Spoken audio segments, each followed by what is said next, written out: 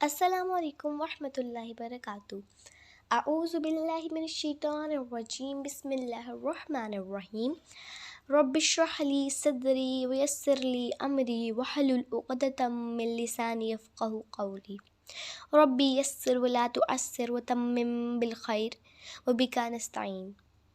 آج میں آپ کے ساتھ جو حدیث شیئر کرنے جا رہی ہوں، اس کو غور سے سنیے گا اور یہ سوچ کر کہ اس کو اپنے لیے صدقہ جاریہ بنا دیں۔ اللہم صلی علی محمد وعلی آلہ واصحابہ وسلم تسلیما کثیرا۔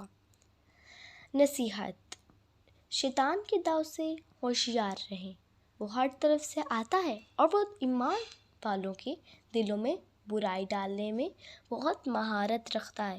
آج کا میرا موضوع ہے بلا وجہ روزہ چھوڑنا۔ اسلام میں سے ایک اہم رکن ہے اور یہ ایسی بدنی عبادت ہے جو پچھلی امتوں پر بھی فرض تھی۔ یہ وہ بابرکت فریضہ ہے جس کو اللہ سبحانہ تعالیٰ نے اپنی طرف منسوب فرمایا ہے، اور قیامت کے دن اللہ سبحانہ تعالیٰ اس کا بدلہ اور اجر و ثواب بغیر کسی واسطے کے بذات خود روزہ دار کو عنایت فرمائے گا۔ حدیث قدسی میں ارشاد ہے، روزہ میرے لیے ہے اور میں ہی اس کا بدلہ دوں گا۔ صحیح بخاری 1894۔ رمضان کا مہینہ اللہ سبحانہ تعالیٰ نے فرض روزوں کے لیے مخصوص کر دیا ہے۔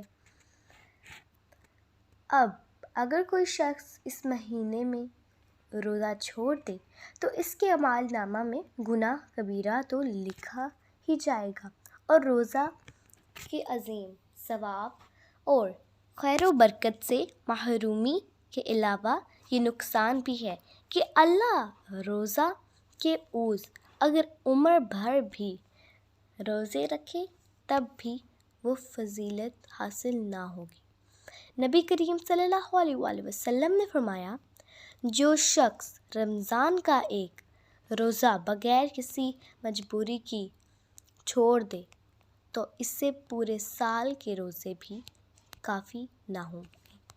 723۔ اللہ سبحانہ تعالیٰ ہمیں اس مہینے رحمتیں برکتیں سمیٹنے کی توفیق عطا فرمائے۔ رسول اللہ صلی اللہ علیہ وآلہ وسلم نے فرمایا، جنت کا ایک دروازہ ہے جسے ریان کہتے ہیں۔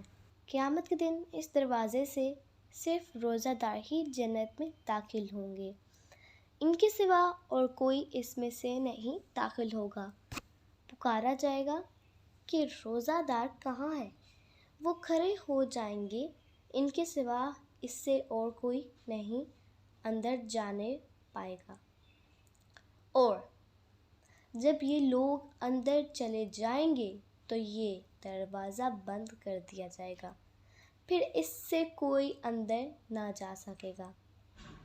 حدیث صحیح البخاری 1896۔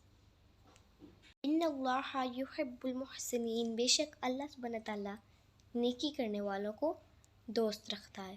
سورۃ البقرہ آیت 195۔ روزہ دار کی اچھی عادت۔ جسم کی صفائی ایمان کا جزو ہے، اس میں اللہ سبحانہ تعالیٰ کی رضا ہے، سنت رسول اللہ صلی اللہ علیہ وسلم کا اتباع ہے، اللہ سبحانہ تعالیٰ کی بے مثال نعمت کی شکر گزاری ہے۔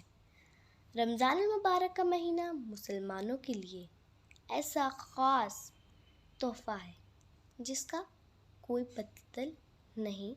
روزہ دار دن بھر اپنے رب کریم کے حکم کی تعمیل کرتا ہے، روزہ میں اچھی عادات اپنانے کی کوشش کرتا ہے۔